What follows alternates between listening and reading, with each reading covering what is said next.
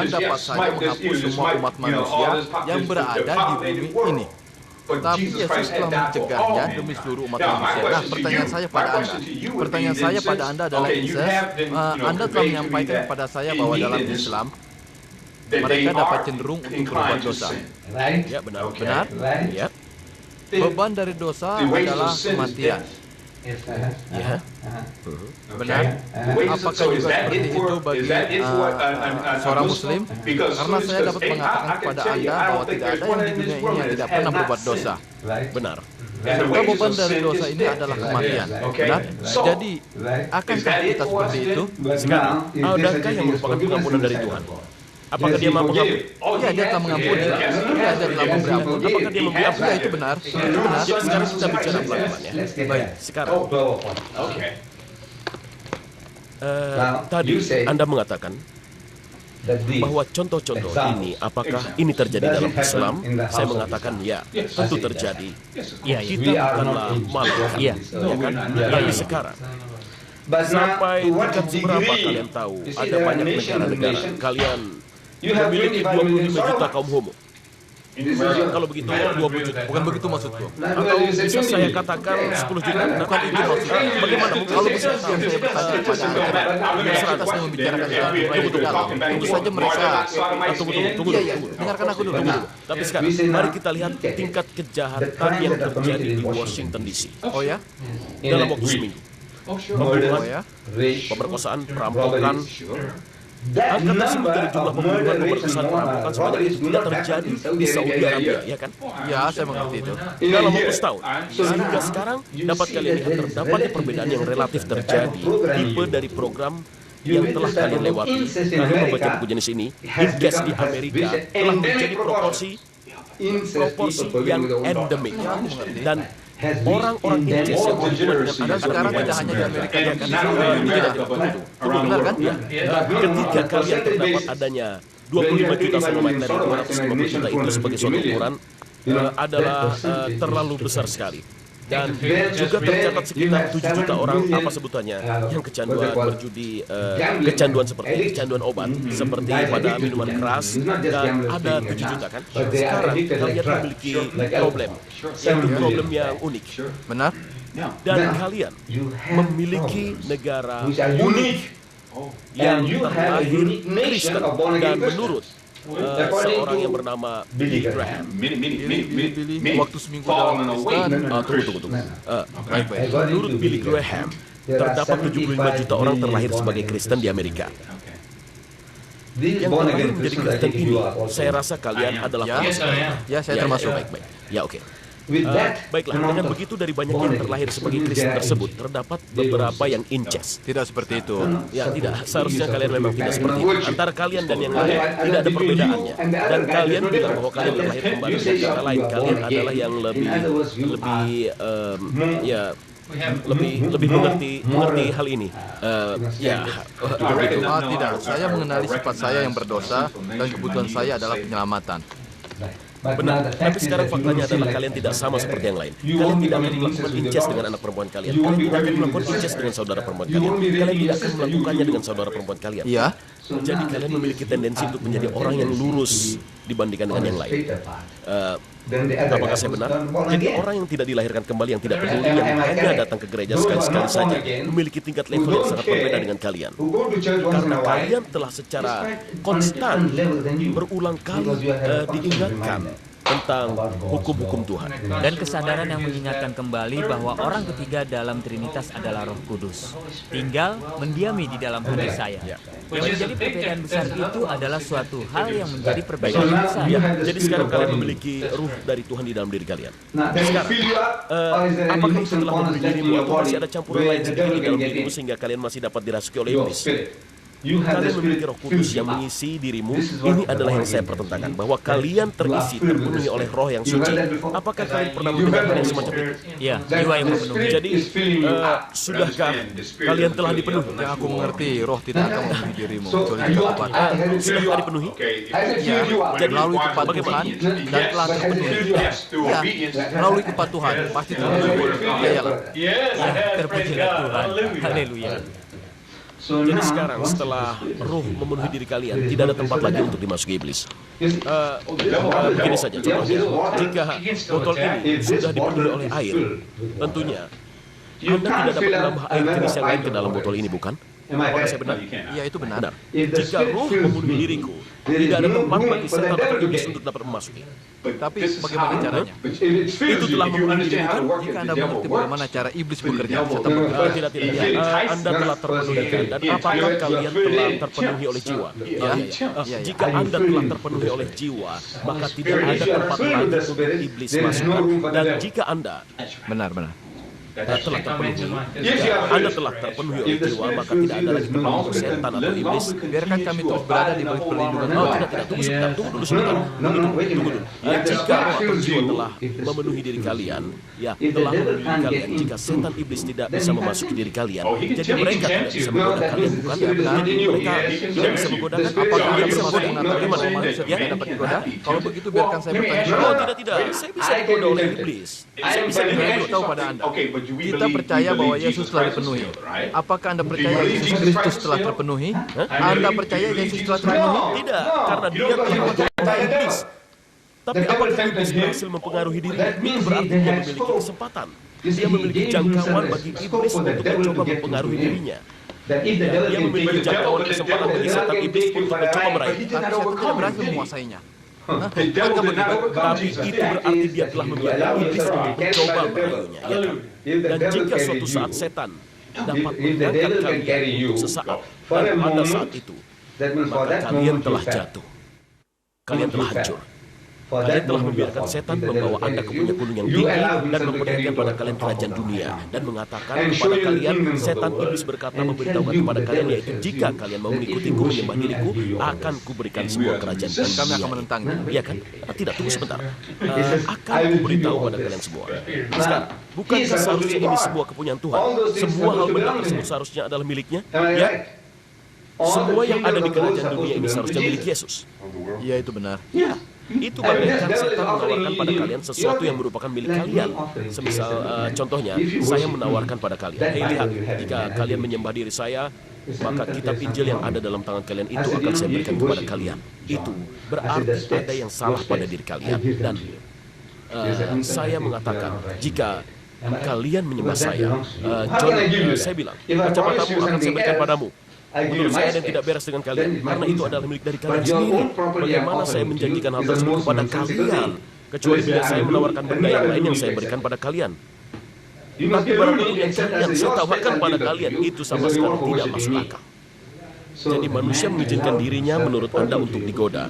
Lalu menurut orang Kristen, Roh Kudus memenuhi diri mereka. Dan dapat saya lihat bahwa itu tidak membantu orang-orang Amerika, karena Bible Injil mengatakan saya hanya perlu sesuatu yang kecil untuk membuat sesuatu yang besar. Dan hanya dengan sebuah lubang jarum yang kecil dapat tercipta sebuah lubang yang besar. Ya, itu benar. Nah, tapi jika kalian memiliki satu saja, sedikit saja dari sesuatu di dalam sebuah sekumpulan, satu saja dari itu, dan itu adalah yang ditawarkan, berarti ada sesuatu yang salah dengan diri kalian itu, atau ada yang salah pada diri kalian sendiri, dan ada sesuatu yang salah pada diri kalian, berarti apa yang kalian bicarakan tidaklah masuk akal. Semua orang yang sudah lain, apakah kalian dapat tebak? Satu demi satu mereka semua 100% akan berjatuhan.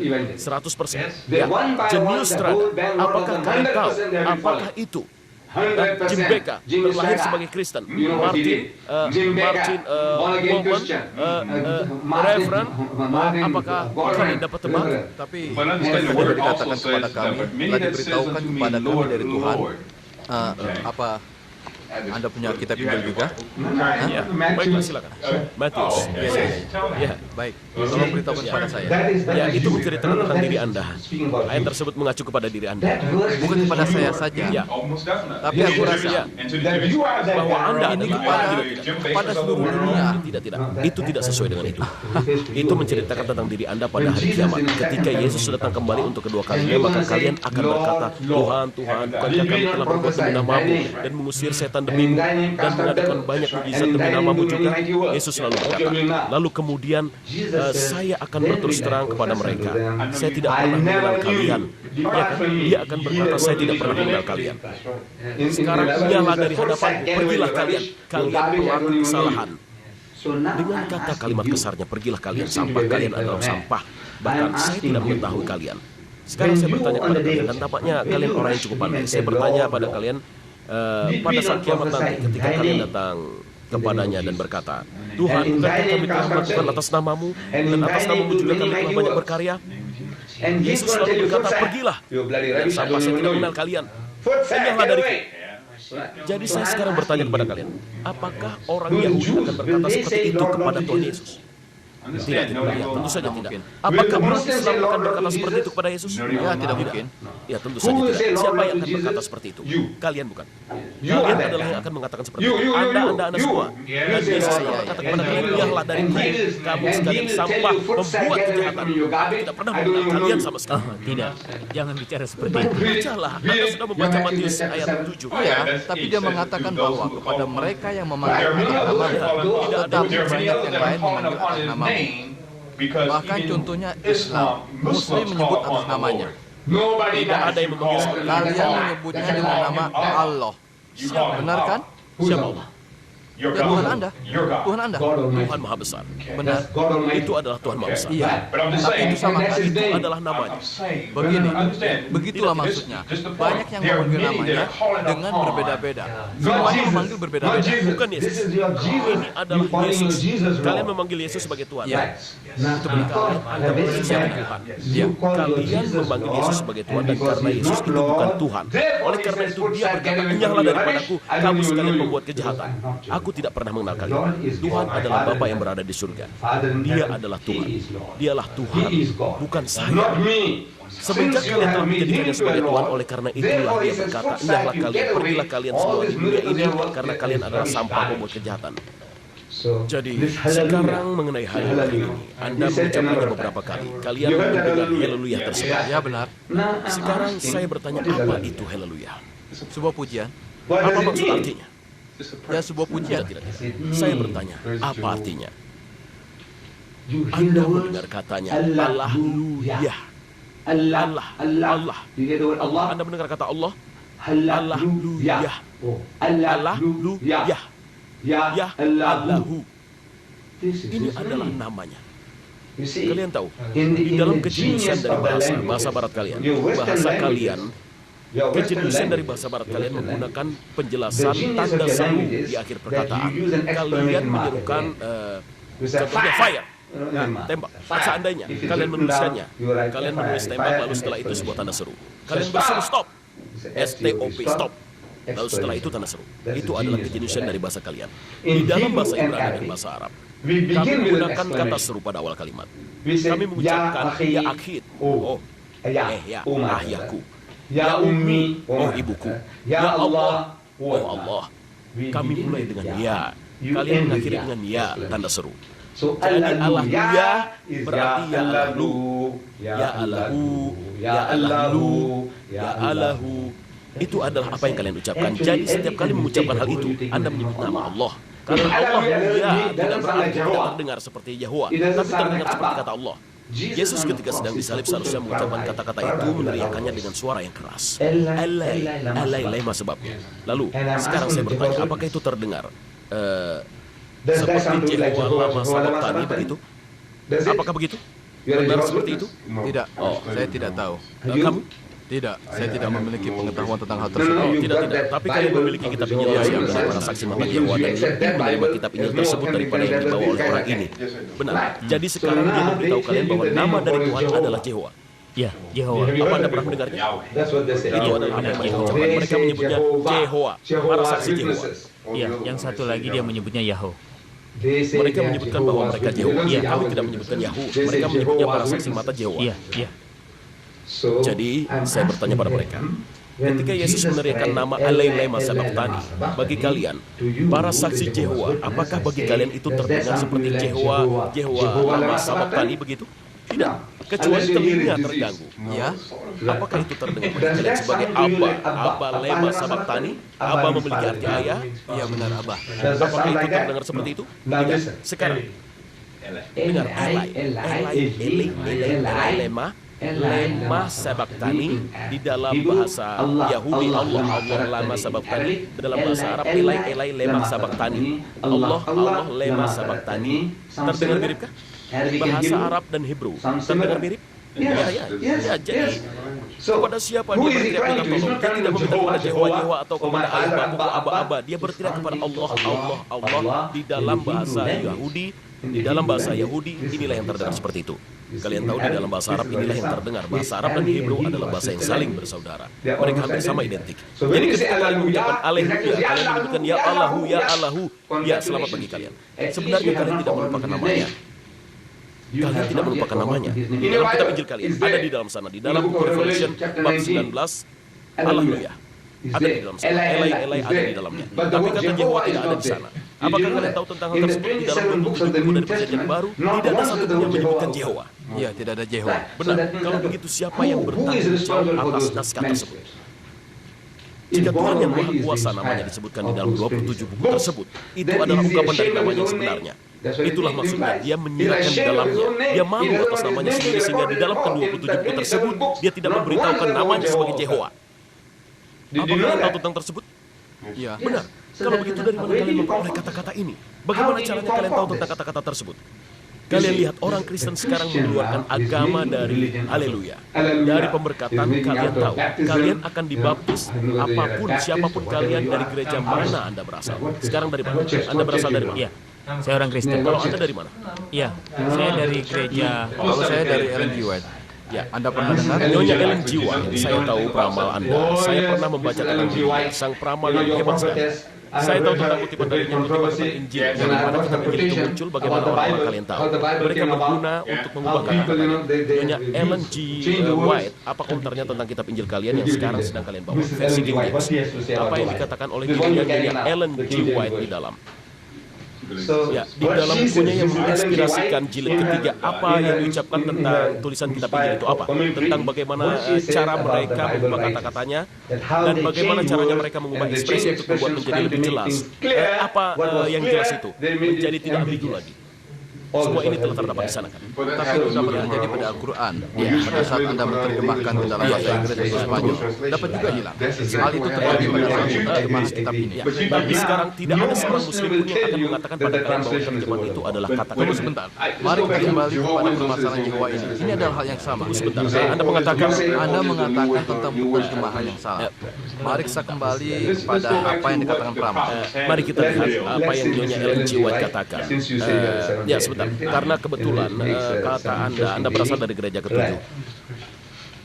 Ellen G. White, seorang nabi gereja Advent hari ketujuh, dalam komentar tulisannya adalah Injil pada buku pertama halaman 14, semua pengakuan tentang kesalahan Bible. Dia mengatakan sekarang menurut dirinya Injil yang kita baca saat ini adalah hasil pekerjaan banyak penyalin yang dalam banyak hal mengerjakan pekerjaan mereka dengan ketelitian yang mengagumkan.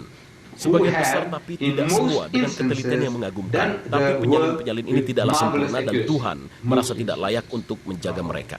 Tuhan merasa tidak layak, itu berarti jadi Tuhan bersikap masa bodoh dengan perbuatan kalian sendiri yang telah kalian lakukan kepada Bible Injil. Kalian telah melakukan penambahan atau penghapusan.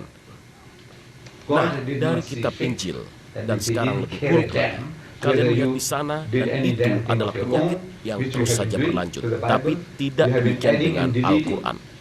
Ya, semua Al-Quran dalam bahasa Arab ada di sana. Dan seluruh dunia tidak ada perbedaan arti dalam bahasa Arab. Dengan semua yang ada di seluruh dunia. Saya tidak tahu apakah Anda mengetahui hal ini atau tidak. Dalam penerjemahan, ada banyak pilihan kata. Saya tidak keberatan dengan hal ini. Kalian memiliki banyak pilihan kata-kata, versi King James, versi ini, versi itu, saya tidak berkeberatan. Tapi ketika kalian mengambil Bible, kitab Injil Katolik Roma, terdapat 73 buku. Sebentar, 73. Saya tidak tahu. 73. Oh, 78. Atau 75. Iya. 73 buku dari kitab Injil Katolik Roma. Yang mana 7 kitab tambahan telah Anda hapus karena dianggap kebenarannya diragukan, yaitu kepenulisan yang sepenuhnya meragukan. Dan saya setuju dengan kalian. Saya setuju dengan kalian. Sekarang Katolik Roma mengatakan jumlah mereka jauh melebihi kalian. Benar? Mereka bilang ini merupakan perkataan dari Tuhan dan Anda bilang bukan.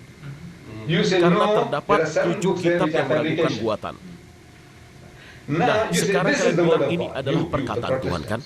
Kalian yang Protestan, Advent hari ke-7, siapapun juga. Baiklah, jika seandainya orang Kristen yang lain, jika mengatakan kitab Injil ini adalah merupakan perkataan Tuhan, tapi sekarang kalian merevisi ini, kalian orang Kristen merevisi ini, mereka mengatakan bahwa di dalam kitab Injil ini terdapat kekurangan yang berbahaya, dan bahkan karena terdapat sangat banyak dan sangat serius, sehingga membutuhkan untuk direvisi.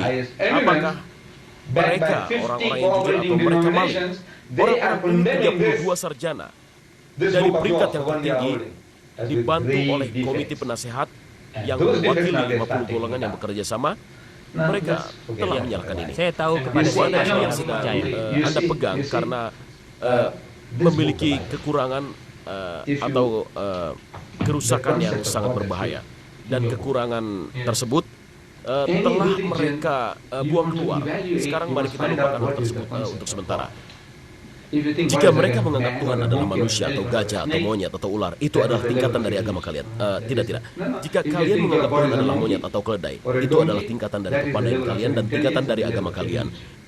Konsep ketuhanan kalian, menurut kalian apakah Tuhan? Seperti apa dia kelihatan? Dia tidak terbatas, Ya. yang paling indah, paling mengetahui, Maha mengetahui, yang silakan. mencintai, Apalagi menurut Tuhan yang suci. Ya. benar, betul. Tuhan yang suci. Benar. Betul. Jadi sekarang Tuhan kalian ini yang ada pada kitab Injil, dia mengatakan pada kita bahwa dia adalah Tuhan yang menyeru. Dia menyerukan apa yang benar? Apakah kalian tahu? Tunggu dulu. Tunggu, saya melihatnya dulu. Bukan. Bukan kitab Injil kalian. Ada di dalam sana. Bab 5 ayat 20. Silakan. Karena saya tidak suka dengan kata-kata. Dia adalah Tuhan yang menyeru. Iya. Ya. Bab 5 ayat 26. Ya. Bab 5. Pada bab 5 ayat 20, dia berseru bagaikan ular, Tuhan kalian. Bacalah dengan keras, kecuali punya Anda sudah sedikit berubah sekarang. Bab 5 ayat 26, punya saya mengatakan kalau dia berseru bagaikan ular. 26? Ya, bacalah, ya. Dan dia akan melambaikan panji-panji kepada bangsa yang dari jauh. Tunggu dulu sebentar. Iya. Saya kurang mendengar suaranya. Dan dia akan melambaikan panji-panji. Ya, lalu Ensign. apa itu? Ensign. Apa? ENSIGN. Ensign. Bab berapa itu? Bab 5. Apa ya? Apa yang kita jelaskan? Iya. Ya, itu Bab 5 ayat 26. ya benar. Bab 5 ayat 26. 26. Bab 5 ayat 26. Iya. 26. Dan dia akan melambaikan dan mengangkat panji-panji. Dan dia akan melambaikan dan mengangkat panji-panji kepada negara-negara. Ya, dia akan melambaikan panji-panji atau bendera. Ya, kepada bangsa-bangsa atau negara yang lain. Dan dia menyeru. Dari ujung bumi. Lihatlah, sesungguhnya mereka akan datang dengan segera dan cepat. Tidak akan ada yang capek ataupun terjatuh. Tidak ada yang mengantuk ataupun tidur. Tidak juga korset dari ikat pinggang mereka yang akan lepas. Tidak juga tali sepatu mereka yang akan putus. Kata-kata dari Nabi. Oke, ya. Anak panah tersebut sangat tajam dan dia berseru. Kuku-kuku kuda mereka akan dihitung bagaikan batu api. Dan roda mereka bagaikan angin puyuh. Raungan mereka bagaikan singa. Mereka akan meraung seperti singa. Mereka akan meraung bagaikan singa. Kemudian mereka membawanya dengan aman dan tidak seorang pun yang akan mengantarnya. Dan pada hari itu mereka akan kembali. Ya, Anda benar. Jadi sekarang dia mendesis seperti ular dan meraung seperti singa. Dan sekarang dia memotong rambut bagaikan barber. Kalian tahu apa itu tukang potong rambut? Saya mengatakan jangan pergi terlalu jauh. Bab 7 ayat 20. Ya, bab 7 ayat 20, dia memotong rambut orang-orang dengan pisau cukur yang sangat tajam, yaitu Tuhan kalian. Bab 7 Ayat 20 dari Yesaya. Coba Anda baca, mari kita periksa. saya punya dalam bahasa Spanyol. Iya. Silakan. Saya tidak bisa bahasa Spanyol. Baiklah. Ya, kalau begitu coba Anda baca lagi. Anda cukup indah dalam membacanya, silakan. Terima kasih. Ya. Ayat berapa?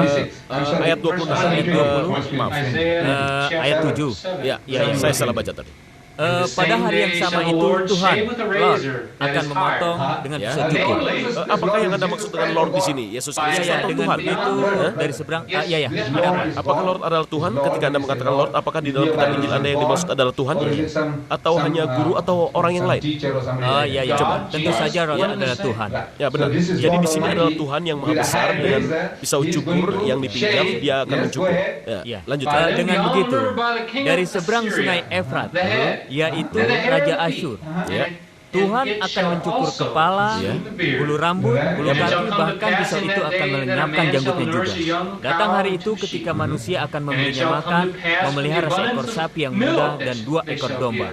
Ya. Ketika datang hari itu, diperoleh susu yang banyak yang akan mereka berikan.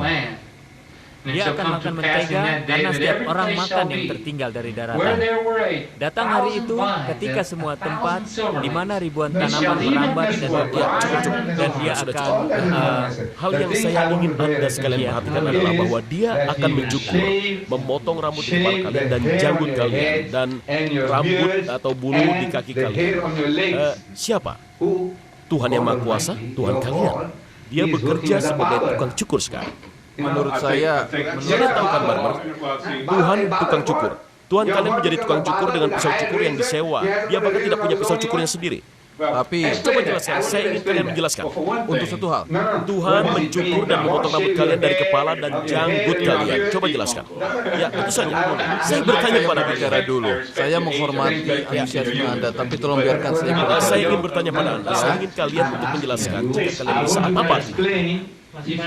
Pertama-tama, kata Tuhan terdapat banyak makna-makna simbolik yang digunakan dalam kata itu. Dan terdapat banyak perumpamaan yang digunakan, diucapkan dalam perkataan. Misalnya satu contoh dari Spirit of God, mereka tidak dapat mengerti makna simboliknya. Dan mereka tidak dapat Anda memiliki spirit tersebut. semuanya tidak dapat Apakah Anda menerimanya. mengatakan kalau Anda memiliki spirit Tidak, tersebut? saya selalu berdoa Bagaimana? untuknya atau dari Tuhan. Benar. Karena tidak ada manusia yang bahkan dapat menyusun atau menerima kebijaksanaan dari Tuhan. Amin. Benar? Dan bahkan pengetahuan dari dunia kita sama sekali tidak mendekati. Anda tahu, pengetahuan dari Tuhan. Mungkin banyak dari kita yang berjalan di daratan ini dan tampaknya bijaksana. Tapi kebijaksanaan kita bukanlah apa-apa, melainkan hanya kesombongan saja. Karena itu, apa yang dikatakan oleh Tuhan, saya tidak dapat mengatakan kepada Anda bahwa saya dapat menjelaskan setiap perumpamaan. Dan itu tidak apa-apa bagi saya. Dan saya percaya pada Tuhan. Saya percaya kepada semua Tuhan yang bijaksana. Saya percaya kepada Tuhan yang abadi. Jadi Anda bilang Tuhan itu tidak terbatas. Saya percaya akan Tuhan yang bijaksana, dan saya percaya Tuhan yang tidak akan membiarkan kita tersesat.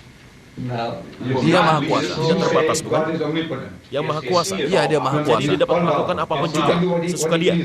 Ya, itu benar. Dapatkah dia melakukan apa saja? Kecuali berbohong. Dia tidak dapat berbohong.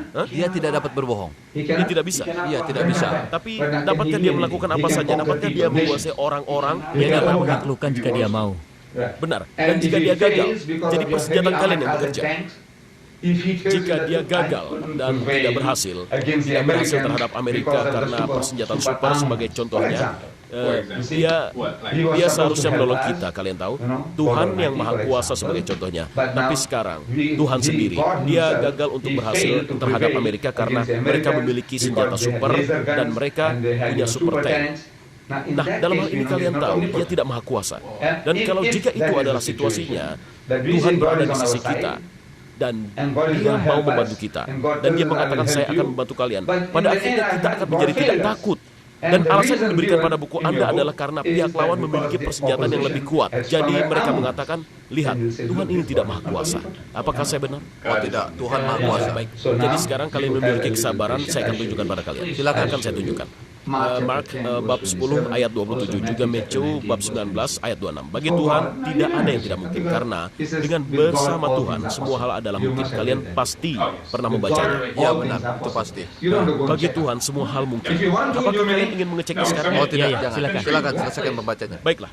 Jadi kita menerima pernyataan tersebut, yaitu bagi Tuhan segala hal adalah mungkin. Sekarang Judge bab 1 ayat 19. Itu dapat kalian buka. Berdasarkan dari teks.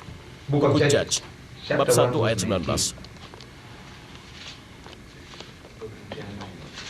Buku Judge bab 1 ayat 19. Anda sudah menemukannya. Ya. Bagaimana? Anda sudah menemukannya? Saya sudah menemukannya. Anda cukup cepat juga menemukannya. Ya, Anda juga sudah menemukannya. Anda cukup cepat. Saya ingin mendengar Anda membacakannya. Silakan. Dikatakan di sini, dan Tuhan bersama dengan Juda, dan dia mengusir penduduk dari pegunungan, tapi tidak bisa menghalau penduduk yang di lembah, sebab orang-orang ini mempunyai kereta perang. Ya, benar. Jadi, Tuhan tidak mampu melakukannya. Dia berhasil mengusir penduduk dari pegunungan, tapi penduduk yang ada di lembah dia tidak bisa. Dia tidak mampu. Tuhan tidak bisa karena mereka memiliki kereta-kereta perang dari besi, kendaraan tempur lapis baja, tank, sehingga Tuhan gagal. Bagaimana kalian dapat menjelaskannya? Apakah makna dari itu? Dan Tuhan gagal karena kereta besi. Dia memberitahu kepada kalian, karena ada kereta-kereta perang dari besi, mereka memiliki kendaraan tempur lapis baja, tank. Karena ada tank, katanya dia dapat melakukan segalanya, tapi dia tidak bisa karena ada kendaraan lapis baja. Kalian tahu, orang-orang Somalia mereka tidak dapat menghalau Amerika karena Amerika memiliki helikopter, senjata, dan kapal-kapal. Jadi, dalam hal ini kalian dapat mengatakan Tuhan tidak sama dengan orang Somalia. Tapi bila kalian mengatakan bahwa Tuhan gagal, karena Amerika memiliki, kalian tahu sendiri bukan? Dalam hal ini saya tidak membacanya. Kalau begitu, tolong bacakan. Katanya, dan Tuhan sedang bersama Juda. Itu berarti dia sedang membantu dia, kan? Itu berarti dia sedang membantu Juda. Tuhan sedang bersama dengan Juda, dan dia mengusir penduduk dari pegunungan. Siapa Juda mengusir penduduk dari pegunungan. Juda. Tidak. Dia. Baiklah, jadi dia Juda bersama dengan bantuan dari Tuhan. Dan Tuhan sedang bersama dengan Juda. Benar. Dan dia mengusir penduduk dari pegunungan. Tapi Juda, sekarang saya mengerti sesuatu. Lihatlah, dengan begitu, itu tidak dikatakan bahwa Tuhan gagal atau tidak berhasil. Dan Tuhan sedang bersama dengan Tuhan sedang bersama Juda. Jika Tuhan berkehendak, jadi apa yang Tuhan lakukan penduduk yang memiliki kendaraan tempur? Karena sudah jelas apa yang Tuhan tertulis. Tolong diperhatikan. Apakah dia mengatakan pada Juda, dengar ya, bukanlah keinginanku kalau kamu dapat mengusir penduduk dari lembah. Apakah dia mengatakan hal seperti itu? Tidak. Bagaimana? Tapi dia mengatakan Bahwa bahwa Amerika, jika kalian orang Amerika sedang berada bersamanya, kalian sedang bersama dengannya, dan kalian sebagai orang Amerika, anak kalian sendiri, satu-satunya anak laki-laki kalian. Nah, sekarang, kalian adalah orang Kristen. Kalian tahu Israel. Setiap saat ketika Muslim atau orang Arab mereka pergi untuk berperang dengan Israel, itu adalah Amerika yang bertempur melawan kita. Pada tahun 1973 ketika Saddam melanggar garis perbatasan, dia menyeberang ke dalam Sinai pada 1973. ya, Dan orang ini dia berhasil mencapai leher. Dan Amerika datang melalui intervensi secara langsung lewat serangan dengan mesin perang mereka ke dalam pertempuran tahun 1973. Saya tidak tahu apa yang sedang kalian lakukan pada saat itu. Mungkin sedang masih sekolah atau 1973. Ya, mungkin kita masih kecil.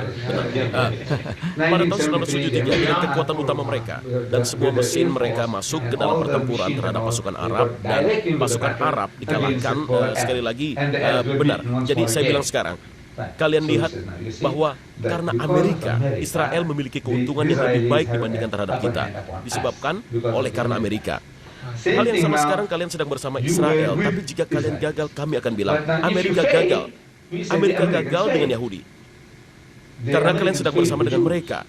Mereka memberikan anak laki-laki kalian sendiri. Tapi sekarang, seandainya kalian gagal dan Amerika tidak berhasil ketika Israel telah dikalahkan, kalian bilang bahwa Amerika telah dikalahkan. Mungkin kami akan mengatakannya.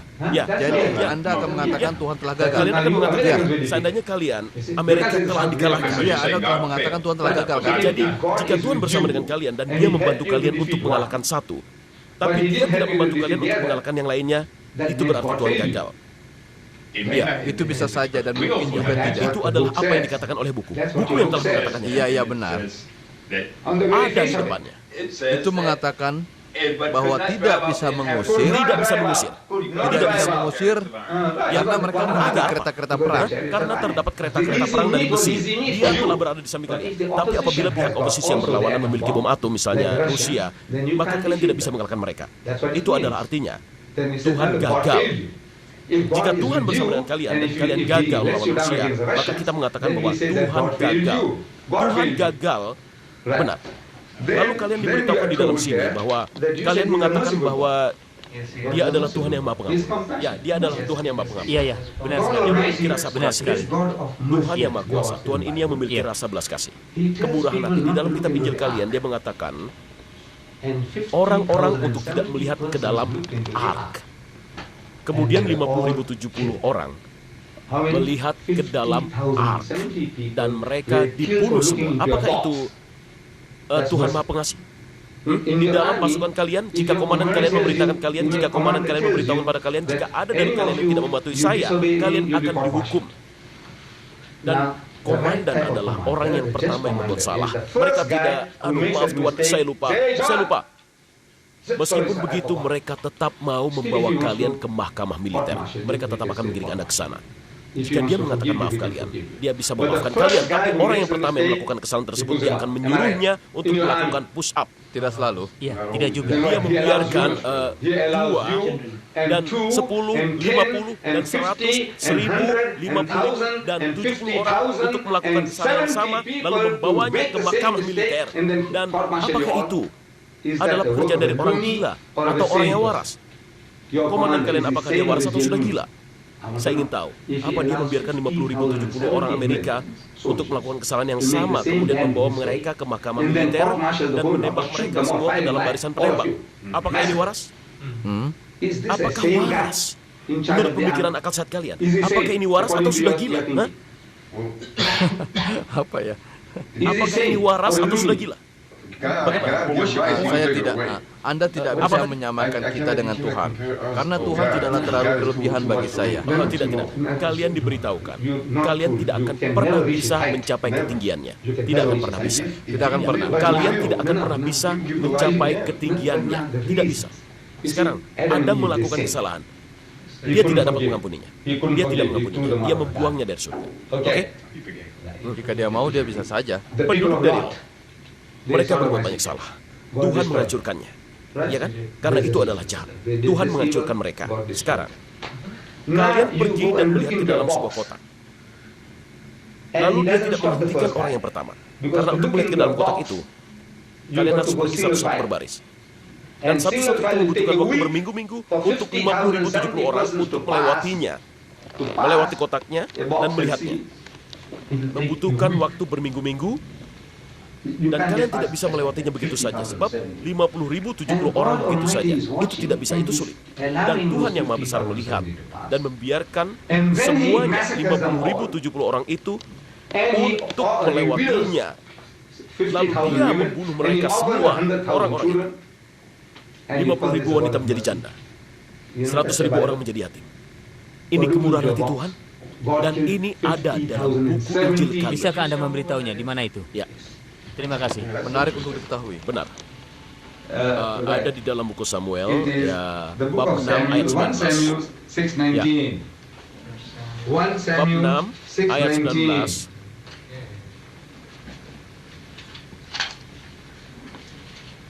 Samuel pertama 6:19. Oke. Ya, bagus, silakan dibaca. Iya, saya tahu. Ya. Bacalah. Saya ingin mendengar. Baiklah, di sini dikatakan, dan dia memukul orang Mismas karena mereka telah melihat keadaan dari Tuhan. Bahkan dia menghantam, memukul 50.000 dan 70 orang. Ya, 70 orang. Dan orang-orang meratapi karena Tuhan telah memusnahkan banyak orang dengan pembantaian besar-besaran. 50.000 dan 70 orang telah dibantai oleh Tuhan. Tuhan yang Maha Pengampun seperti apa itu? Bapa yang mengampun di surga, dia menjadikan janda 50.000 orang wanita, dan dia juga menjadikan 150.000 anak-anak menjadi yatim. Hanya karena mereka melihat ke dalam sebuah kotak. Tapi Tuhan mengampuni orang yang berhubungan incest dengan anak perempuannya. Tuhan mengampuni orang yang berhubungan incest dengan ibunya. Dan Judah melakukan hubungan incest dengan menantunya juga diampuni. Lalu Eman berhubungan incest dengan saudara perempuannya juga diampuni. Ada juga yang melakukan hubungan dengan 10 istri ayahnya juga diampuni. Ini semua ada di dalam Injil kalian. Tapi hanya karena melihat ke dalam sebuah kotak, dia membunuh 50.070 orang.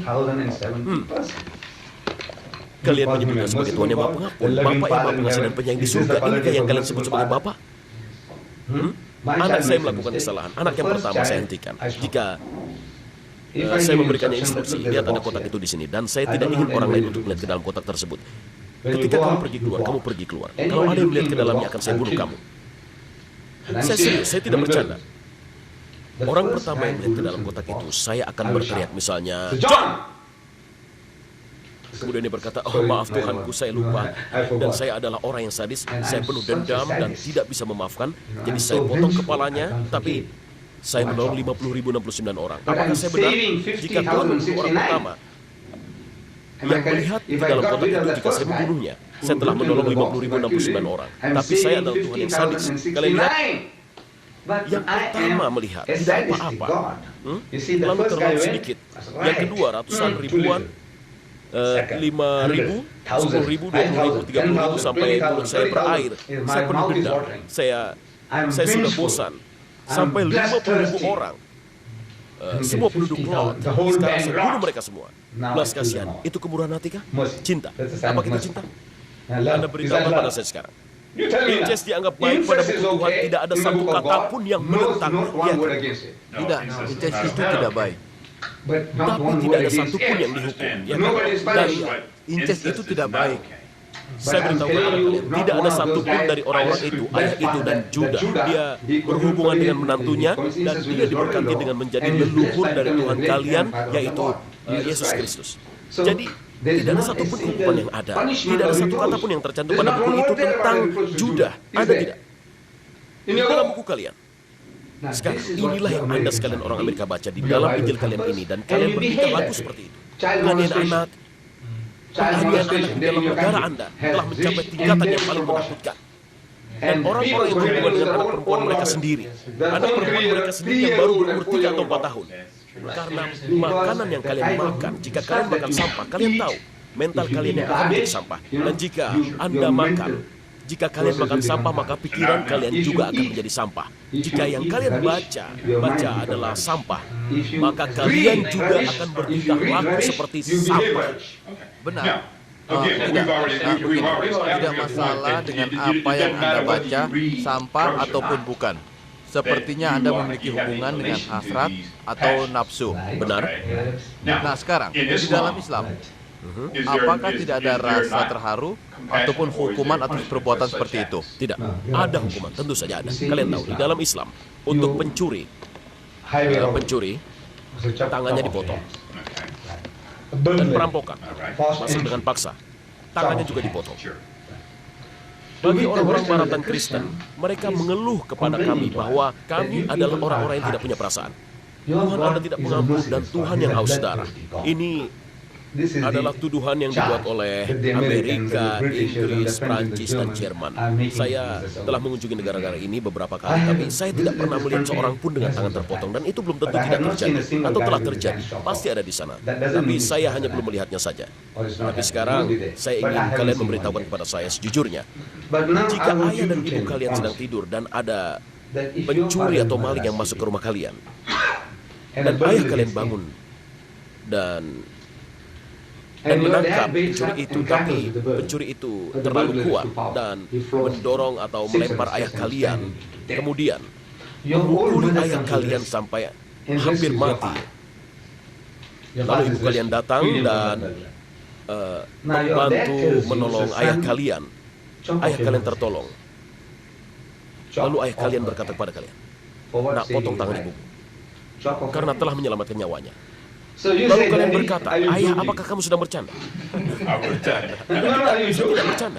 Lihat, dia menolongmu dan ayah meminta untuk memotong tangannya. Dia berkata, "Tidak anakku, saya sedang serius." "Ayah, kamu pasti sedang dalam pengaruh obat atau sedang mabuk." Dia pasti sedang mabuk. Dia bilang, "Tidak anakku, saya terinspirasi anakku." Lalu kalian bertanya, "Siapa yang menginspirasimu?" Dia bilang, "Tuhan." Saya bilang, "Tidak ayah, ini bukanlah dari Tuhan. Ibu telah menolongmu dan kamu memintaku untuk memotong tangannya." Saya dapat mengerti orang-orang Arab memotong tangan orang karena mencuri, karena merampok. Oke, baiklah, mungkin mereka terlalu keras. Lalu mereka memberikan alasan yang mungkin tidak kami miliki di negara kalian sendiri untuk jenis kejahatan yang sama. Aku akan menghukum kalian karena kesalahan dan rasa takut. Saya dapat mengerti orang Arab. Tapi ayah, kamu adalah seorang Kristen yang baik. Kalian tahu, kamu dari gereja Advent ke-7, dan Anda yang hadir di sini adalah merupakan saksi-saksi dari Jehovah. Oh, tidak. Ini adalah inspirasi dari setan. Apa sebenarnya? Jika ayah kalian memerintahkan ibu kalian dipotong tangannya karena telah menolongnya, itu adalah iblis yang telah memberinya inspirasi dan bukan Tuhan. Apa Anda setuju? Apa Anda setuju bahwa ayah terinspirasi oleh setan? Oh ya, saya tidak tahu. Saya kehilangan arah ketika bagaimana seseorang ingin memotong tangan seseorang karena telah menolong dirinya. Benar. Jadi jika ayah kalian bilang bahwa dia terinspirasi oleh Tuhan, dia mendengar kata-kata Tuhan memberitahukan pada dia, potong tangan wanita itu, maka kalian bilang, dan ini bukan Tuhan yang menginspirasi ayah kalian, tapi itu adalah inspirasi dari setan. Oh iya, karena kita tidak setuju untuk memotong tangan seseorang karena telah menolong dirinya. Jika ayah kalian, Iya benar, itu adalah gila namanya. benar, sesuai dengan gila sudut pandang seperti itu, apakah itu kegilaan atau kewarasan bagi ayah Anda untuk memotong tangan ibu Anda? Saya bertanya pada kalian, apakah itu kewarasan ataukah kegilaan? Saya bertanya, apakah penilaian kalian? Apa pendapat kalian terhadap contoh tersebut? Ayo, jawablah. Ayah Anda, ibu Anda menolong ayah Anda, dan sekarang dia bilang untuk memotong tangannya, dan dia terinspirasi oleh Tuhan. Saya bilang iblis yang telah memberi inspirasi. Apakah kalian setuju? Jika ayah kalian bilang pada kalian untuk memotong tangan ibu kalian karena telah menolong nyawanya, kalian bilang, ayah, ini adalah kerjaan iblis, ayah.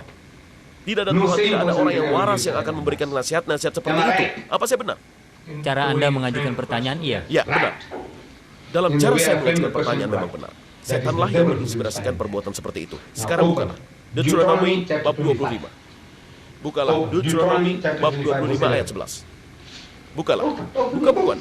Apakah Anda pernah membaca di dalam bahasa Spanyol? Bagaimana? Pernah kan? Lebih baik dalam bahasa Inggris. Bab 25 ayat 11 dan 12. Anda yang dari gereja Advent ke-7, saya suka kitab Injil Anda. Silakan. Dikatakan apabila dua orang berkelahi dan istri yang seorang datang mendekat untuk menolong suaminya dari tangan orang yang memukulnya, dan perempuan itu mengulurkan tangannya dan menangkap kemaluan orang itu, maka haruslah kau potong tangan perempuan itu. Maka janganlah engkau merasa sayang atau kasihan kepadanya. Benar. Inikah perkataan Tuhan? Nasihat Tuhan Yesus bahwa wanita yang datang untuk menolong suaminya dan sekarang potong tangan wanita itu, dan janganlah engkau merasa sayang kepadanya. Ini perkataan Tuhan atau iblis?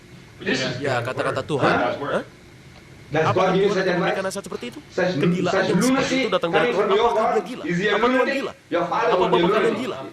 Tunggu dulu, pelan-pelan. Jika ayah kalian yang mengatakan seperti itu, kalian tidak bahwa ayah kalian gila kan? Tunggu dulu. Jika Tuhan kalian mengatakan seperti itu karena Tuhan kalian gila? Tidak? Tidak, itu ada dalam kitab Injil kalian.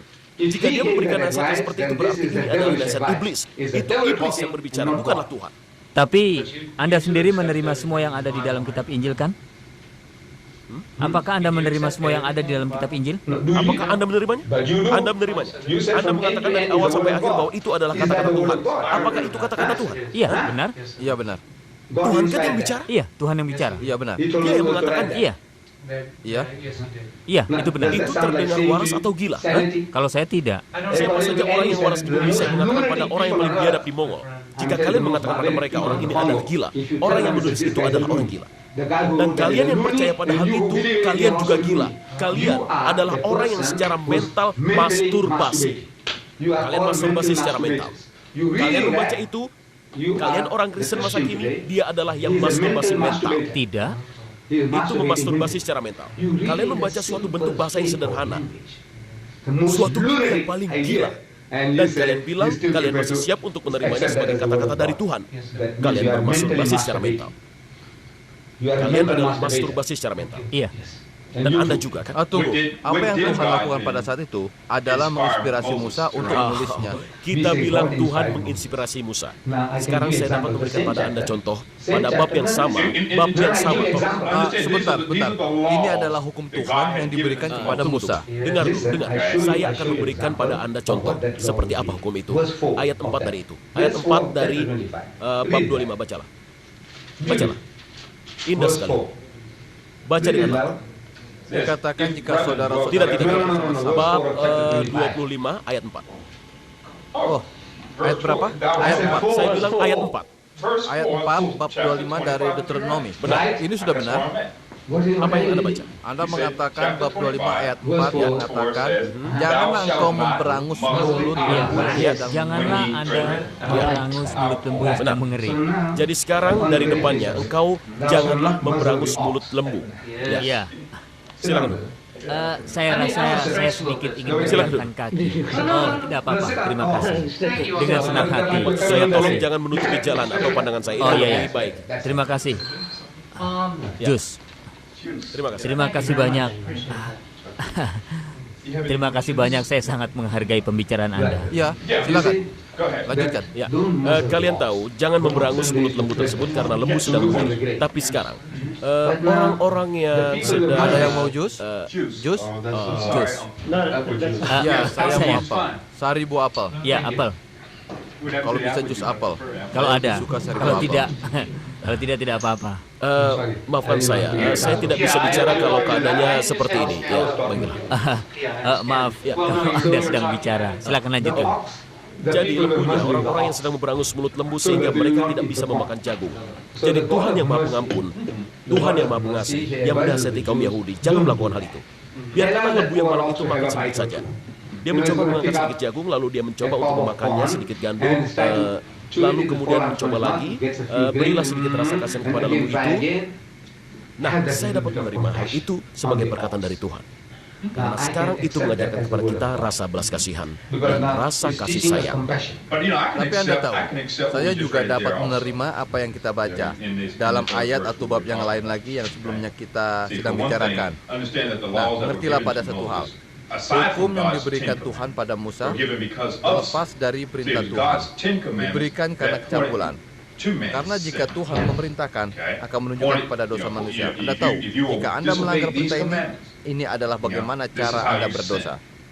Sekarang, ada juga hukum yang diberikan karena adanya suatu dosa. Seseorang yang melakukan seperti pembunuhan penduduk asli, lalu jadi Tuhan memerintahkan, kamu tidak boleh membunuh. Tuhan memerintahkan kamu tidak boleh mencuri, ya, dan banyak juga yang lainnya kita semua bisa pikirkan. Ya, Nah, betul. jadi dia juga melakukan yang sama, dan wanita itu datang dan bilang, pergi dari suamiku. Dengan belas kasihan, dia mungkin datang dengan membawa kampak, mungkin datang dengan membawa tongkat pemukul kasti, mungkin juga dia datang dengan membawa pisau. Kalau sekarang dia membawa pistol. Apakah itu dapat dibenarkan? Itu tidak benar, kan? Dan itu tidak dibenarkan. Seseorang tidak dibenarkan sama sekali. Katakanlah, ketika Anda pergi ke medan perang, apakah ada kata adil di dalam perang? Oh, tidak. Tidak. Apa yang kalian lakukan terhadap sana? Tidak. Apa yang kalian lakukan terhadap orang Jepang? Hah? Kalian tahu dengan menjatuhkan 2 bom atom? Ya. Tidak ada yang adil di dalam perang. Masalahnya, sekarang adalah ayah kalian, ya, ayah kalian yang melakukan.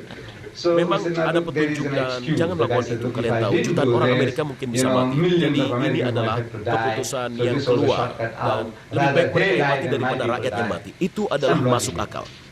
Tapi yang logis dari orang yang memerintahkan memotong tangan istrinya sendiri karena untuk menolong dirinya sendiri itu tidak masuk akal. Ini kegilaan, dan kalian menganggap kegilaan ini sebagai Tuhan. Jadi kalian adalah orang gila. Kalian adalah orang Kristen pertama yang mengakui bahwa diri kalian adalah gila. Ya kan? Ya, saya merasa merasa diberkati. Ya, haleluya. Ya, saya menganggap diri saya diberkati, dan saya akui teman saya, Anda mungkin telah lebih jauh memahami kitab ini daripada saya. Itu bagus. Terpujilah Tuhan akan hal itu. Terpujilah Tuhan akan hal tersebut. Terima kasih. Apakah Anda ingin bertanya? Silakan saja. Yang ingin saya katakan adalah Tuhan, saya tidak mengerti. Iya, dia memang ada pertanyaan, tapi ada yang ingin saya katakan. Saya tidak mengerti hal tersebut. Iya, saya tidak mengerti ayat tersebut. Terus terang saya katakan, saya benar-benar tidak mengerti. Ada banyak kegilaan dalam bentuk apapun di dunia ini, dan setiap orang beradab di dunia ini akan bilang kalau ini adalah suatu kegilaan. Ya, setiap negara di dunia kecuali yang sakit, yang pikirannya terpolusi secara mental, kecuali bagi mereka, dan 5 miliar orang di bumi ini akan bilang ini adalah suatu kegilaan dalam tingkat tinggi. Ini bukanlah perkataan Tuhan.